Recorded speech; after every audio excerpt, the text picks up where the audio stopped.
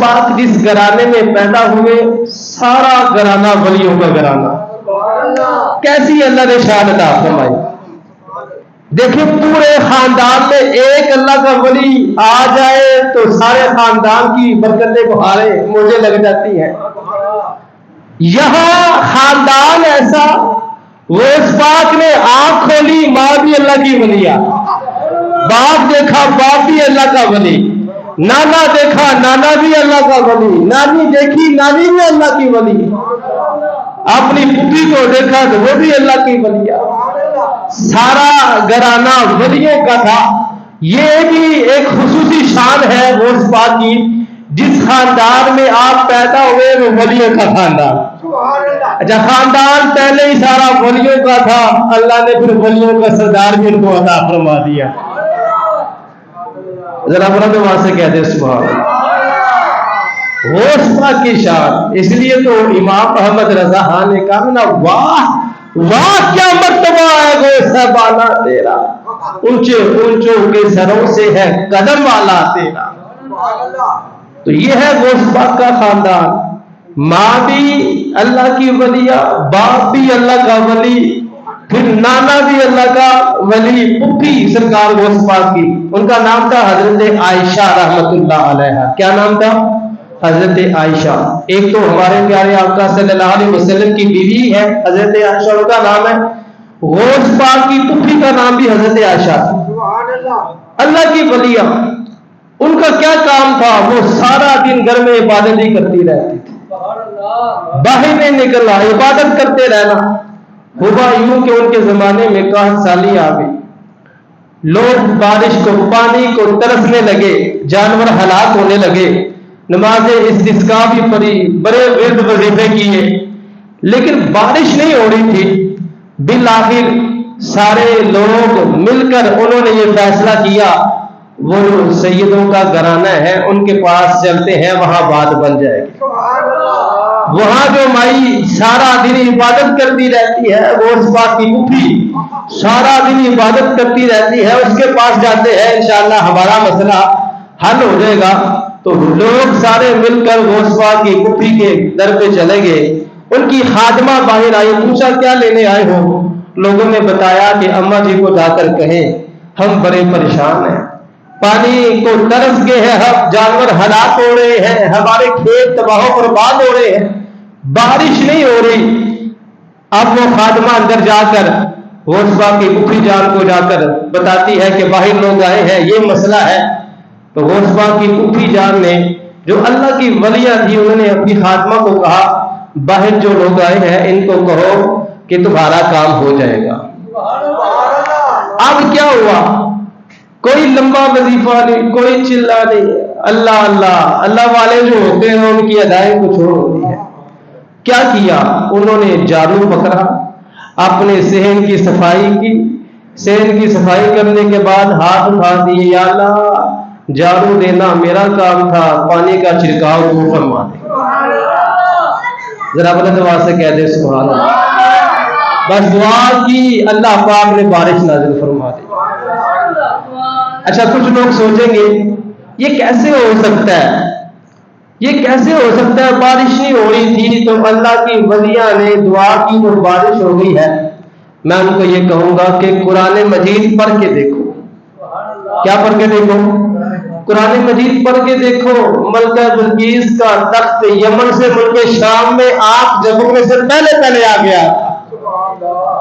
جب وہاں آ گیا تھا تو یہاں تو پھر حضور کی امت ہے، یہاں تو حضور کی امت ہے. تو میں آپ کو بتا رہا ہوں غوث پاک کا خاندان ولیوں کا خاندان، ولیوں کا. آنکھ کھولی ہر طرف غوث پاک کو ولی اللہ نظر آ رہے تھے. کیا قسمت ہے، کیا نصیب ہے غوث پاک کا. اور یہ بھی یاد رکھیں غوث پاک پیدائشی ولی اللہ. بعض ولی ہوتے ہیں پہلے بندہ پیدا ہوتا ہے، پھر بندہ جوان ہوتا ہے، عبادت کرتا ہے، عبادت کر کر کے رب کو راضی کرتا ہے، پھر بندہ اللہ کا ولی بنتا ہے. غوث پاک پیدا بعد میں ہوئے ہیں، اللہ نے ولی پہلے بنا دیا. پیدا بعد میں ہوئے ہیں، ولی پہلے تھے. غوث پاک 11ویں والے تھے، اللہ نے ان کو شان عطا فرمائی ہے. ایسے میرے بھائیوں غوث پاک کے والد صاحب کتنے تھے، کتنے اللہ بڑے اللہ کے ولی، کتنے نیک انسان تھے۔ غوث پاک کے والد صاحب کا نام ہے حضرت ابو صالح موسیٰ جنگی دوست رحمۃ اللہ علیہ۔ یہ غوث پاک کے والد صاحب کا نام ہے۔ کتنے بڑے نیک و کار پرہیزگار انسان تھے، یہ کتنے بڑے اللہ کے ولی تھے۔ سنیے یہ بات، غوث پاک کے والد صاحب دریا کے کنارے جا رہے ہیں، ان کو بھوک لگی تو ایک سیب نظر آیا۔ کیا نظر آیا؟ سیب نظر آیا تو انہوں نے کھا لیا۔ جب سیب کھا لیا تو کھانے کے بعد خیال آیا کہ پتہ نہیں یہ کس کا ہے، مالک سے میں نے اجازت بھی نہیں لئی، بغیر اجازت کے میں نے سیب کھا لیا ہے۔ آپ پریشانی ہو گئی۔ یہ ہوتا ہے اللہ کے ولیوں کا طریقہ۔ اب چیز کھا لی، کھانے کے بعد اب پریشانی، اب اس کے مالک کو تلاش کرنے کے لیے نکل پڑے۔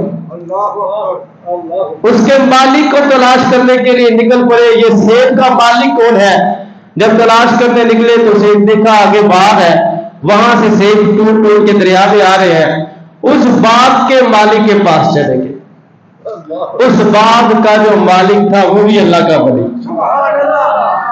ذرا بلند آواز سے کہتے ہیں سبحان اللہ۔ یہ نیکوں کی باتیں ہیں، ہم اس لیے کر رہے ہیں کہ اللہ پاک ان کے صدقے میں ہمارا بھی بیڑا پاک فرمائے۔ اور تو ہمارے پاس کچھ نہیں ہے۔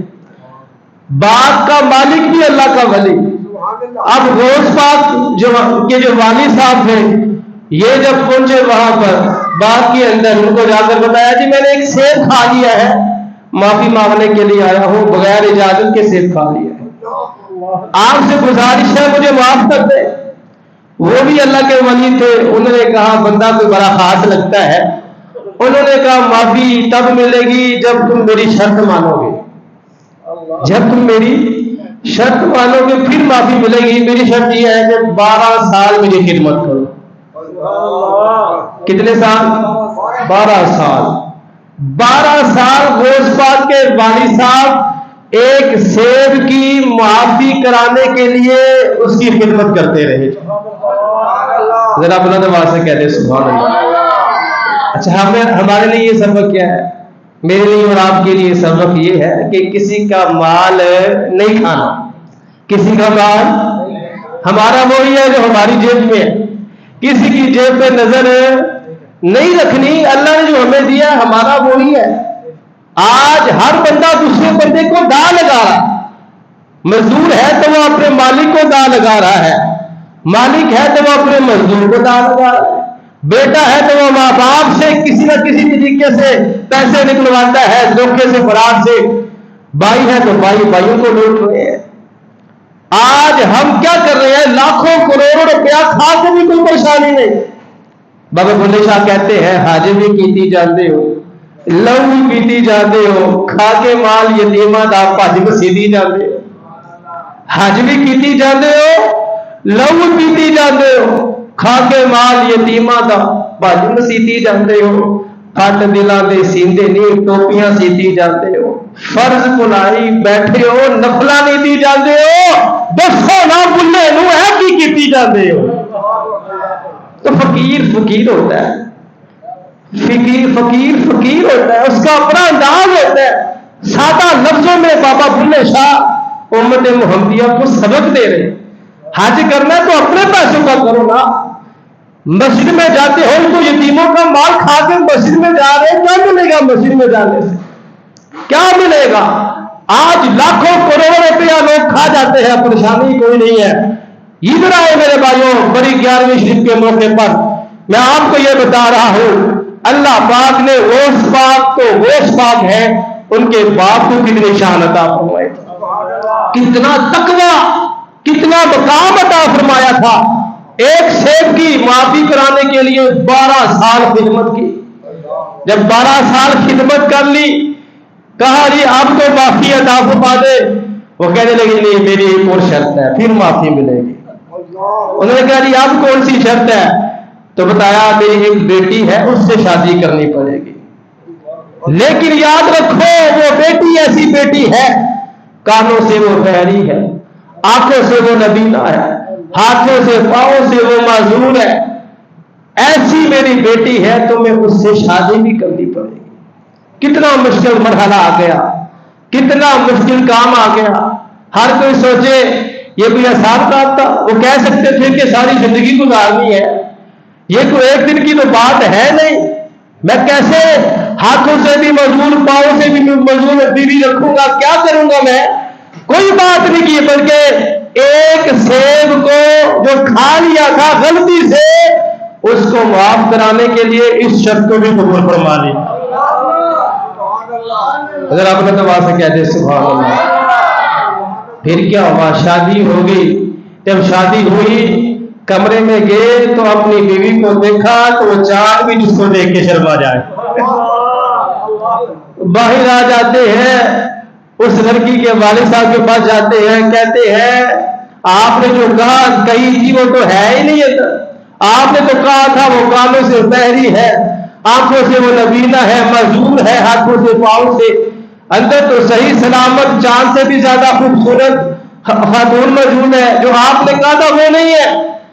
تو پھر ان کے والد صاحب نے کہا میں نے جو کہا تھا سچ کہا تھا, میری بیٹی کانوں سے بحری ہے, وجہ یہ ہے کہ اس نے کبھی حرام آواز سنی نہیں ہے. آنکھوں سے نبینا, اس نے کبھی حرام کو دیکھا ہی نہیں ہے. ہاتھوں سے مزدورہ, کبھی حرام کو پکڑا ہی نہیں ہے. پاؤں سے مزدورہ, کبھی حرام کی طرف چل کے گئی نہیں ہے. میں نے سچ کہا تھا یہی میری بیٹی ہے. اللہ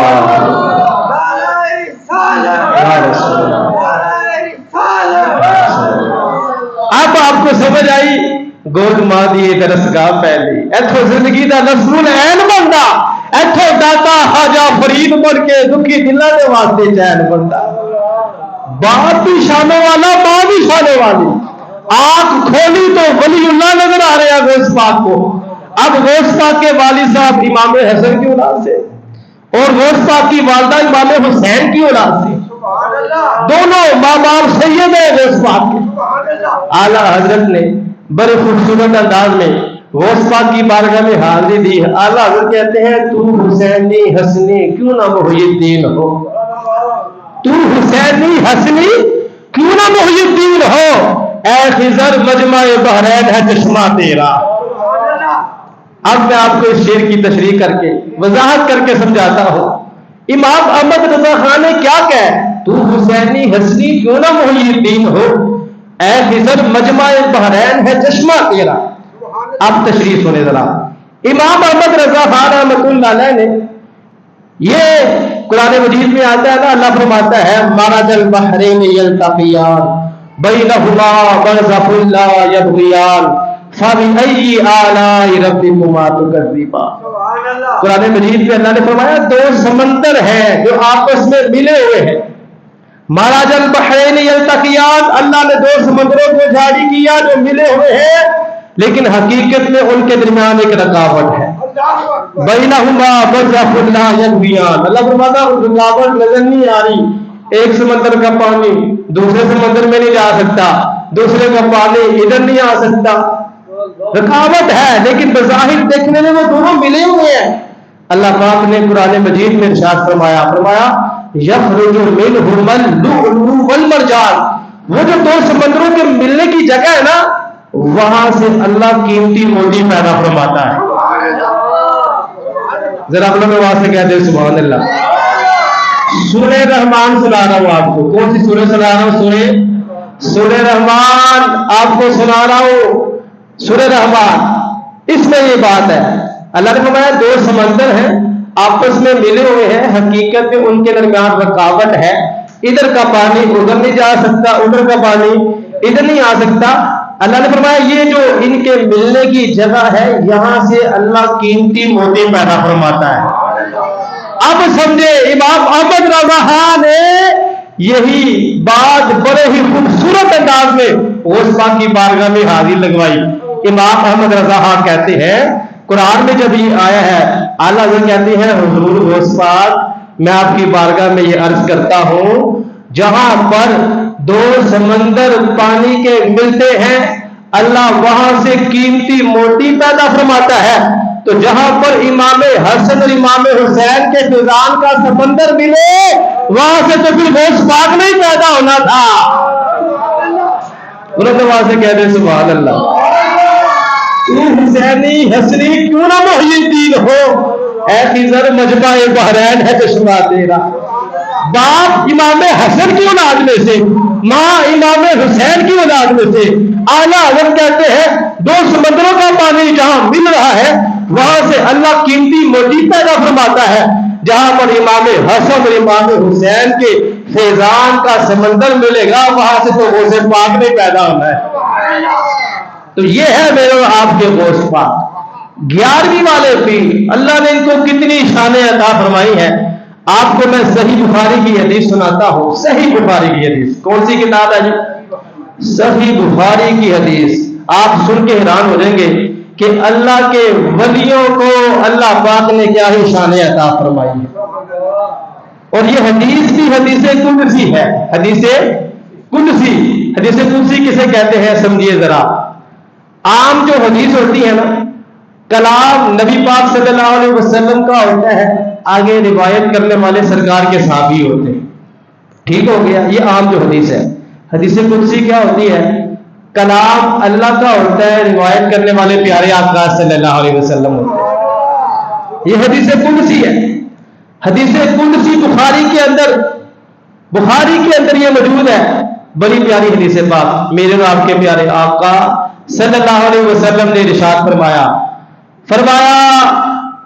کہ اللہ رب العزت ارشاد فرماتا ہے جو بندہ میرے ولی سے دشمنی رکھے گا میں اس سے اعلان جنگ کرتا ہوں، میں اس سے اعلان جنگ۔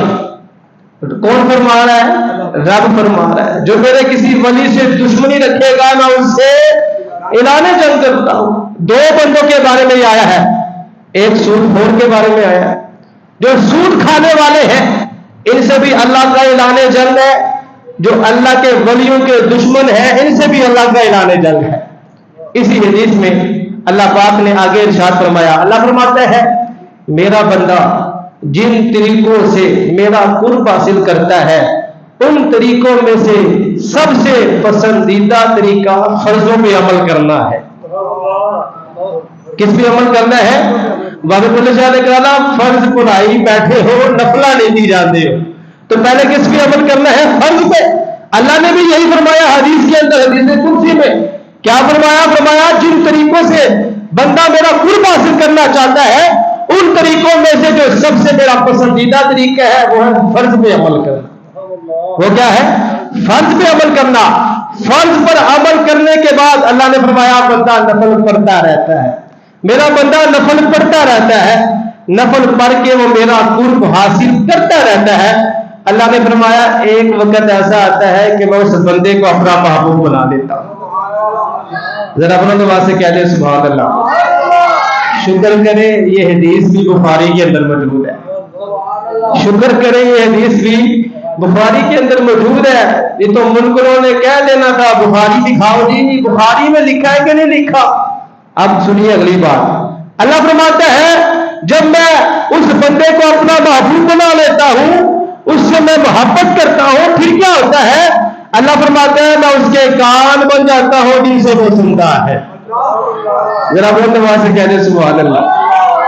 اللہ فرماتا ہے اب وہ میرا ولی بن گیا ہے، اب میں اس کی آنکھیں بن جاتا ہوں جن سے وہ دیکھتا ہے، میں اس کے ہاتھ بن جاتا ہوں جس سے وہ پکڑتا ہے، میں اس کے پاؤں بن جاتا ہوں جس سے وہ چلتا ہے۔ اللہ فرما رہا ہے کس کے بارے میں؟ ولی اللہ کے بارے میں۔ کس کے بارے میں؟ ولی اللہ کے بارے میں رب فرما رہا ہے۔ پھر آگے اللہ نے فرمایا میرا ولی جب بھی مجھ سے مانگتا ہے میں اس کو عطا فرما دیتا، وہ مجھ سے پناہ مانگے تو میں اس کو پناہ بھی عطا فرما دیتا۔ یہ میں نے آپ کو بخاری کی حدیث سنائی ہے، اس حدیث کے اندر ولیوں کی شان کو بیان کیا گیا۔ اعلان جنگ ہے رب کا اس بندے کے ساتھ جو ولیوں کا دشمن ہے، جو داتا کا دشمن ہے، جو غوث کا دشمن ہے، جو خواجہ کو تکلیف دیتا ہے، ان لوگوں کے ساتھ اس حدیث کے مطابق رب کا اعلان جنگ ہے۔ رب کا اعلان جنگ ہے جو ولیوں سے دشمنی رکھتا ہے، بغض رکھتا ہے۔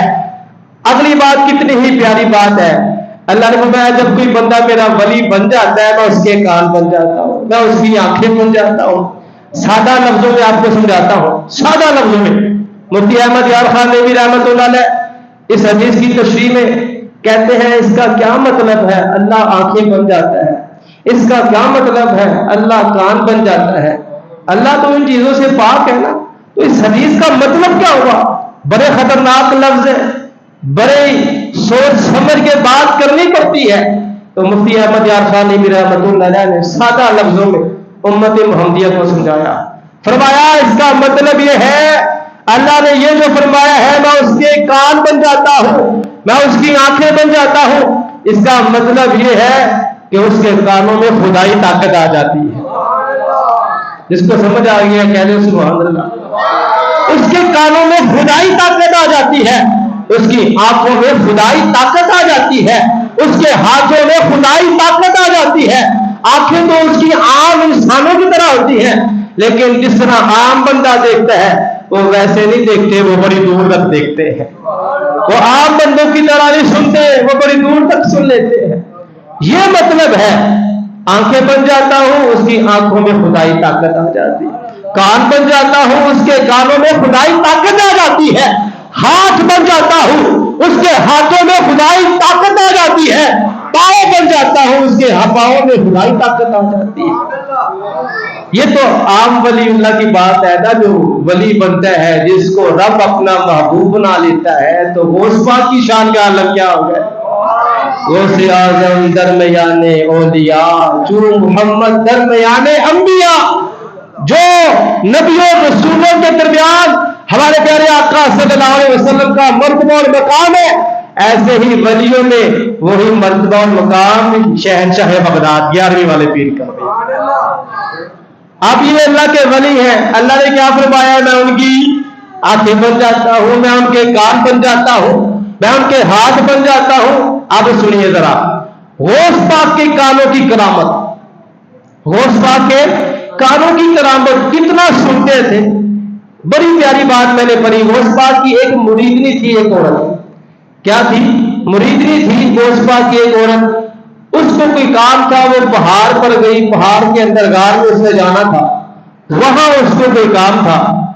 اب کیا ہوا، جب وہاں گئی تو وہاں ایک بندہ، ایک آدمی آ گیا، اس نے اس عورت کو پکڑ لیا۔ اب اس نیک خاتون کو جو غوث پاک کی مرید تھی، اس کو جب اس آدمی نے پکڑ لیا وہاں پر پہاڑ پر غار کے اندر، اس نے اسی وقت پکارا یا غوث اعظم دستگیر۔ ذرا بلند آواز سے کہہ دیں سبحان اللہ۔ یا غوث اعظم دستگیر، یا غوث اعظم دستگیر۔ اس نے جب پکارا، غوث پاک مدرسے میں وضو کر رہے تھے۔ اب کانوں کی سننے کی طاقت دیکھیں ذرا، کیوں اللہ نے فرمایا تھا ان کے کان بن جاتا ہوں نا۔ کس نے فرمایا ہے؟ اللہ نے۔ کس نے فرمایا ہے؟ اللہ نے فرمایا میں اس کے کان بن جاتا ہوں۔ غوث پاک مدرسے میں وضو کر رہے تھے، جب کانوں میں آواز آئی، اپنا جوتا اٹھا کے پھینکا، جوتا پہاڑ کے اوپر گیا، اس کے سر پہ لگا، وہ بندہ ادھر ہی ہلاک ہو گیا۔ ذرا بلند آواز سے کہتے سبحان اللہ۔ یہ جو ہاتھ میں پھینکنے کی طاقت آئی، کون سی طاقت ہے؟ خدائی طاقت۔ کون سی طاقت ہے؟ خدائی طاقت۔ سننے میں بھی خدائی طاقت اور پھینکنے میں بھی خدائی طاقت ہے۔ یہ ہے ولیوں کی شان۔ اللہ فرماتا ہے میں ان کی آنکھ بن جاتا ہوں، میں ان کے کان بن جاتا ہوں۔ آنکھ غوث پاک کی کیسی تھی سنیے ذرا، کانوں کا تو آپ نے سن لیا ہے۔ میرے آپ کے پیر 11ویں والے پیر، سن فریاد پیرا دیا پیرا، میری عرض سنی کن تر کے ہو۔ آج ہم غوث پاک کو اپنی عرضی سنا رہے ہیں، آج ہم غوث پاک کی بارگاہ میں حاضری لگوا رہے ہیں۔ اب کتنا پیارا یہ انداز ہے غوث پاک کی، آنکھیں دیکھیں ذرا، آنکھوں میں بھی خدائی طاقت آ جاتی ہے۔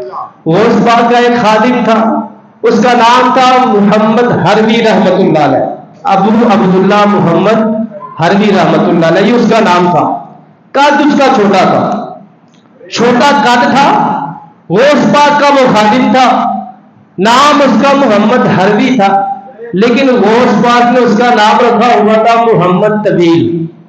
طویل کہتے ہیں لمبے کو، طویل کس کو کہتے ہیں؟ لمبے کو۔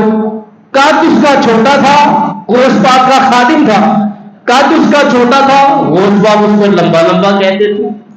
ایک دن وہ خادم غوث پاک کو کہنے لگا حضور قد میرا چھوٹا ہے، آپ مجھے لمبا لمبا کہتے ہیں، یہ کیا معاملہ ہے؟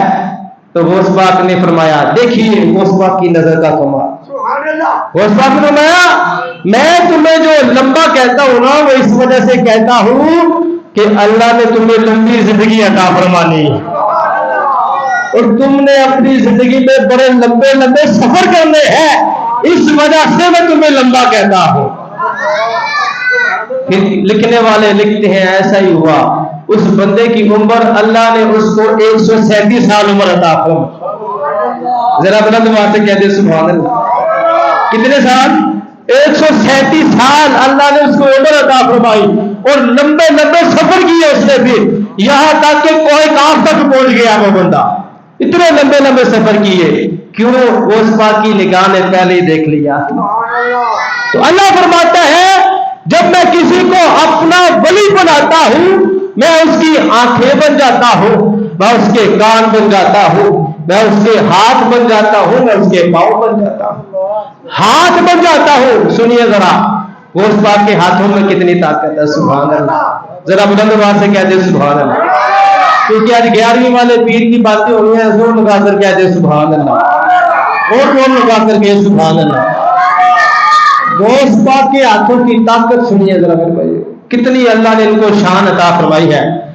سلسلہ سہروردیہ کے پیشوا شیخ شہاب الدین سہروردی رحمۃ اللہ علیہ، بڑا نام ہے آپ نے سنا ہے، شہاب الدین سہروردی رحمۃ اللہ علیہ کہتے ہیں میں اپنے ماموں کے ساتھ غوث پاک کی بارگاہ میں چلا گیا، کہتے ہیں میں مختلف قسم کی کتابیں پڑھتا تھا، کبھی علم کلام کی، علم منطق کی، کبھی کون سی کتاب پڑھا، میں نے علم اکٹھا کیا ہوا تھا۔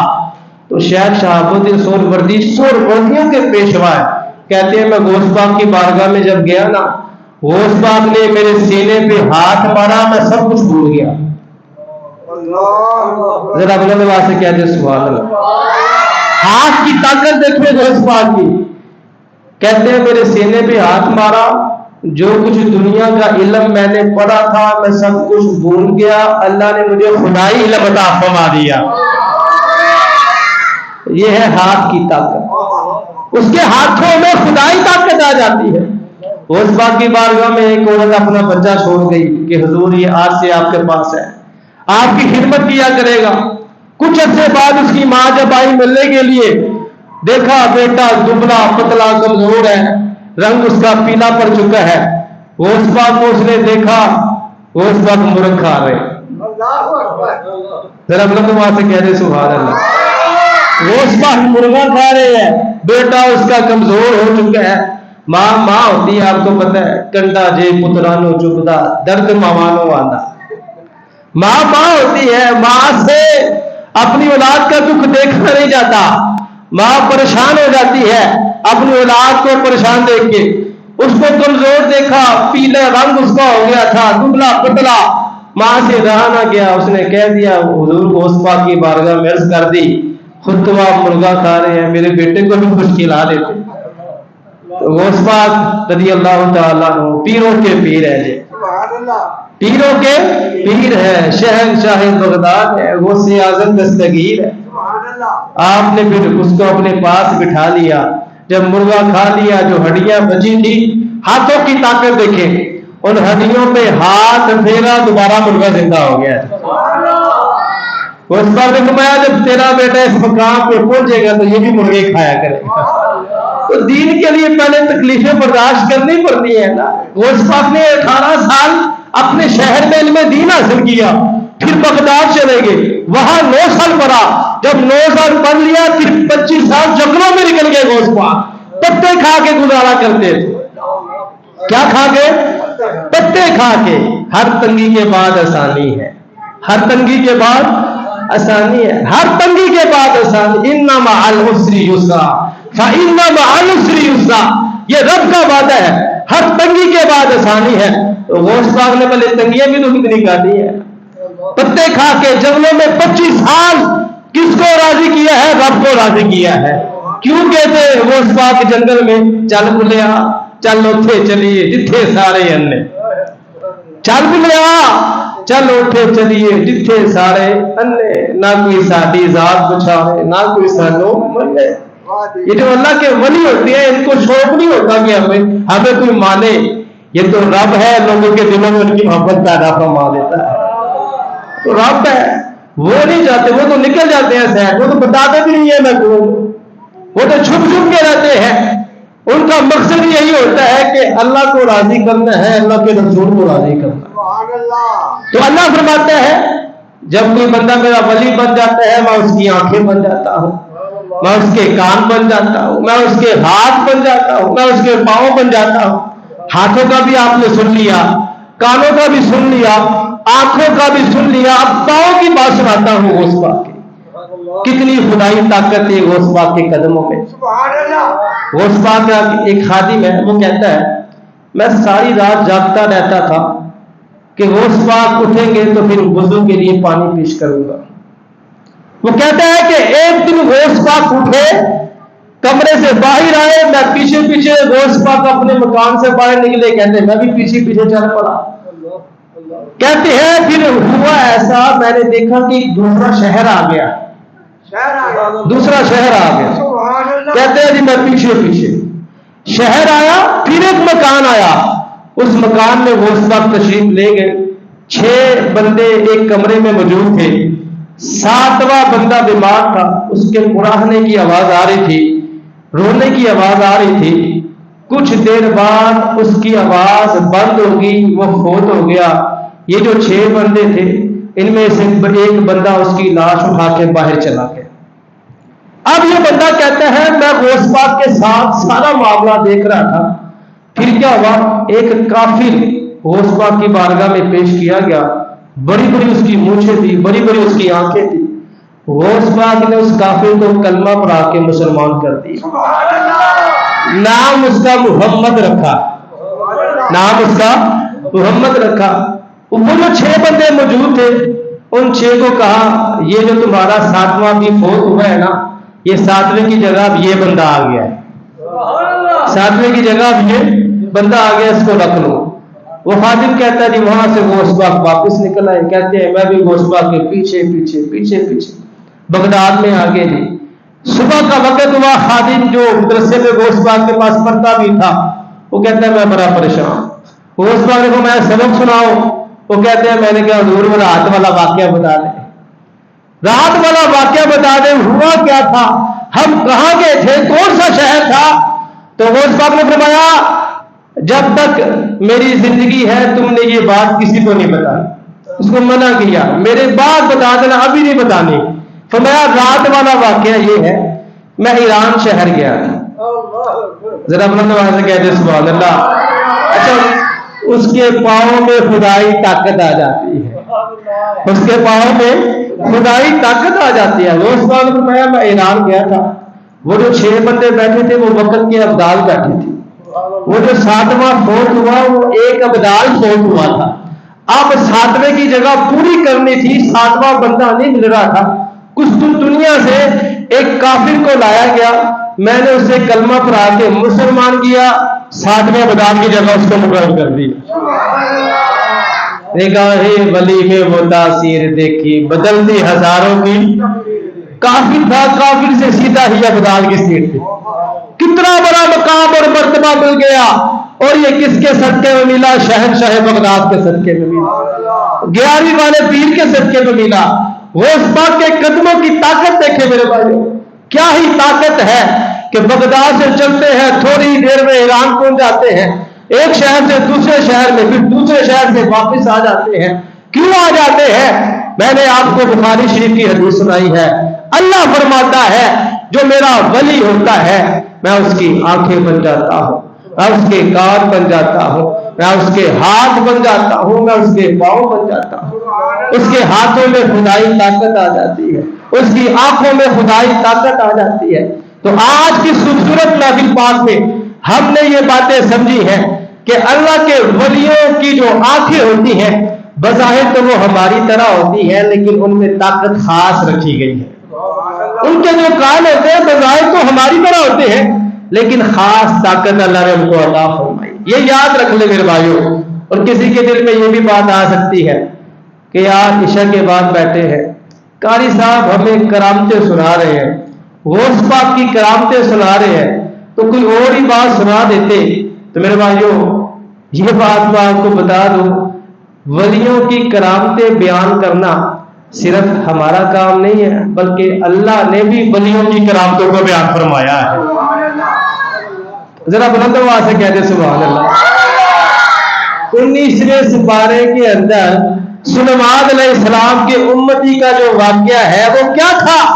وہ اللہ کے ولی ہے، کیا کیا تھا انہوں نے؟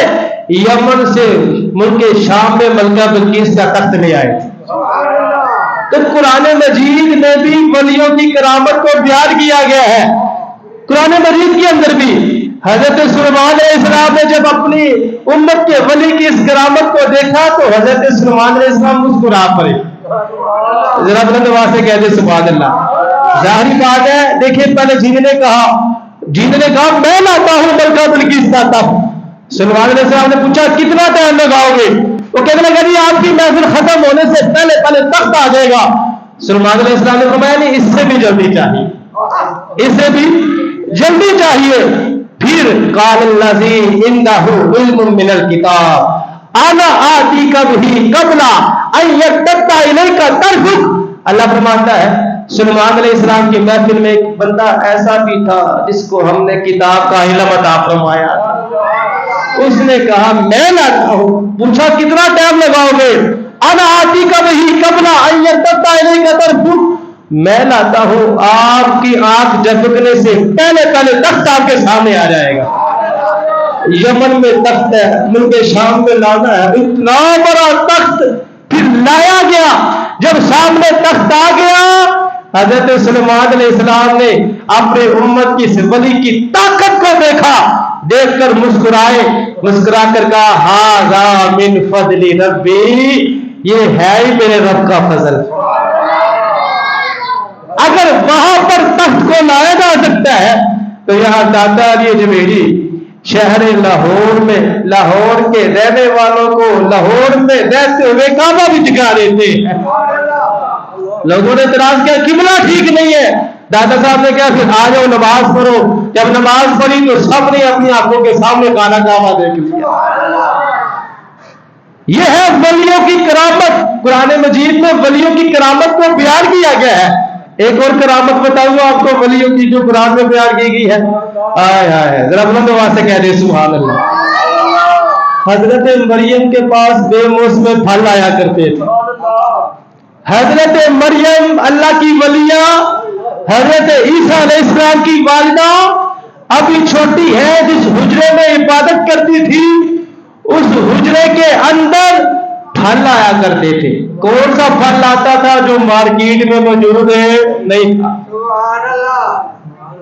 وہ پھل حضرت مریم کے پاس ہوتے تھے۔ قرآن میں یہ آیا ہے جو باہر مارکیٹ میں بازاروں میں نہیں ہوتے تھے۔ حضرت زکریا علیہ السلام نے آ کر کہا یا مریم انا لکی ھذا، اے مریم یہ پھل تو بازار میں ہے ہی نہیں، ابھی تو ان کا موسم ہی نہیں آیا، یہ بے موسم پھل تمہارے پاس کہاں سے آئے ہیں؟ انہیں کہا انا لکی ھذا، یہ پھل مجھے میرے رب نے عطا فرمائے۔ ذرا بلند آواز سے کہہ دیں سبحان اللہ۔ اچھا یہ بھی قرآن مجید میں نے آپ کو پڑھ کے سنایا ہے، اور یہ بھی کیا ہے؟ اللہ کے ولی کی کرامت۔ یہ بھی کیا ہے؟ ولی اللہ کی کرامت ہے۔ کرامت کہتے ہیں اس کو جس کو عقل نہ مانے، کرامت کہتے ہیں اس کے جس کو لوگ کہہ دی ہماری سمجھ میں یہ بات نہیں آتی، اس بات نے یہ کیسے کر دیا، وہ کیسے کر دیا۔ ہم اس کو کہیں گے کرامت کہتے ہی اس کو ہے جو عقل میں نہ آئے۔ کرامت کہتے ہیں اس کے جو عقل میں نہ آئے نا، کرامت ہوتی وہی ہے، اور کرامتوں کو اللہ نے قرآن مجید میں بھی بیان فرمایا۔ یہ دو کرامتیں میں نے آپ کو سنا دی ہیں۔ جو کرامت کا انکار کرے گا وہ قرآن کا انکار کرے گا، جو کرامت کا انکار کرے گا وہ قرآن کا انکار کرے گا، جو قرآن کا انکار کرے گا وہ مسلمان ہی نہیں رہے گا۔ تو نبی پاک صلی اللہ علیہ وسلم کے غلاموں کو اللہ پاک نے بڑی شان عطا فرمائی ہے۔ اللہ نے کیا فرمایا؟ جب میں کسی کو اپنا ولی بنا لیتا ہوں پھر کیا ہوتا ہے؟ میں اس کی آنکھیں بن جاتا ہوں، میں اس کے ہاتھ بن جاتا ہوں، ہاتھوں کی بات بھی آپ کو سنا دی ہے, آنکھوں کی بات بھی آپ کو سنا دی ہے, غوث پاک کے کانوں کی کرامت بھی آپ کو سنا دی ہے, غوث پاک کے قدموں کی کرامت بھی آپ کو سنا دی ہے. ایسے ہی میرے بھائیوں اس حدیث میں, بخاری کی حدیث میں اللہ پاک نے یہ بھی ارشاد فرمایا میرا ولی جب بھی دعا کرتا ہے مجھ سے جو بھی مانگتا ہے وہ اس کو عطا فرما دیتا. آپ سنیے ذرا, غوث پاک جب دعا کرتے ہیں تو اللہ کیسے قبول فرماتا ہے, ذرا بلند آواز سے کہتے ہیں سبحان اللہ. شیخ ابو مظفر اسماعیل علی رحمۃ اللہ علیہ کہتے ہیں میرے باغ میں 2 کھجور کے درخت تھے, کافی سالوں سے وہ خشک ہو چکے تھے. کہتے میرا ارادہ بن چکا تھا کہ اب ان درختوں کو میں نے کاٹ دینا ہے, اب یہ پھل نہیں دیتے. کہتے ہوا یوں کہ غوث پاک میرے باغ میں تشریف لے گئے. ایک درخت کے پاس غوث پاک نے وضو کیا, دوسرے درخت کے پاس نماز پڑھی, پھر دعا کی یا اللہ اس کے باغ میں برکت عطا فرما. کہتے ہیں غوث پاک نے جب دعا کی وہ 2 درخت جو خشک تھے ان پہ پھل آ گیا, اور میرا باغ سال میں 2 مرتبہ پھل دیا کرتا. غوث پاک کی دعا کی برکت.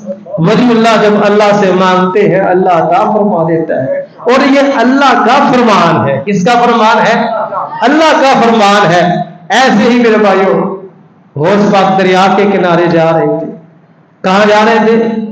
دریا کے کنارے غوث پاک جا رہے تھے. اب دیکھا کہ ایک 90 سال کی مائی دریا کے کنارے بیٹھ کے رو رہی ہے. 90 سال کی مائی دریا کے کنارے پہ بیٹھ کے رو رہی ہے. اپنے خادم سے پوچھا یہ مائی کیوں روتی ہے؟ خادم نے بتایا کہ 12 سال پہلے اس مائی کے بیٹے کی شادی تھی. اس کا بیٹا اپنی دلہن کو لے کے دریا کے اس پار سے اس پار آ رہا تھا, بارات سمیت آ رہا تھا, تو ان کی کشتی ڈوب گئی. ماں پھر ماں ہوتی ہے, ماں سے اولاد کا دکھ اور غم برداشت نہیں ہوتا. اب یہ بیچاری 12 سال ہو گئے ہیں, روزانہ دریا کے کنارے پہ آتی ہے اور اپنے بیٹے کا راہ تکتی رہتی ہے کہ آج میرا بیٹا آئے گا, آج میرا بیٹا آئے گا. روزانہ یہ دریا کے کنارے پہ آ کے رو رو کے واپس چلی جاتی ہے. غوث پاک نے جب یہ فریاد اس کی سنی, اس مائی کو بلایا اور اللہ کی بارگاہ میں غوث پاک نے ہاتھ اٹھا دی. اللہ فرماتا ہے کہ میرا ولی جب مجھ سے مانگتا ہے میں اس کو عطا فرما دیتا ہوں. تو اب غوث پاک نے دعا مانگی یا اللہ اس مائی کے بیٹے کی جو برات ڈوب گئی تھی وہ واپس عطا فرما دے. تو دیکھتے ہی دیکھتے 12 سال پہلے جو برات ڈوبی تھی وہ دولہا دلہن براتیوں سمیت دریا سے باہر آ گئے. لیلا یارویں والے کا نام جو ڈوبی ہوئی چڑھ جائے گا, 11ویں والے کا نام بھی لے لو تو بڑے مسئلے حل ہو جاتے ہیں. بڑے